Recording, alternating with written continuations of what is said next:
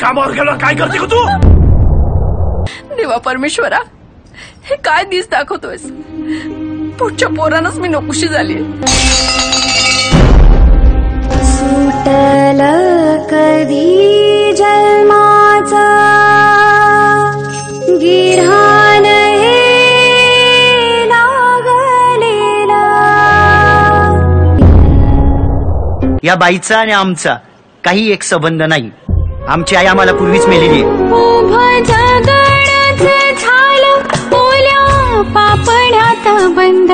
कधी होतील मोकळे माऊलीचे पाशवंत.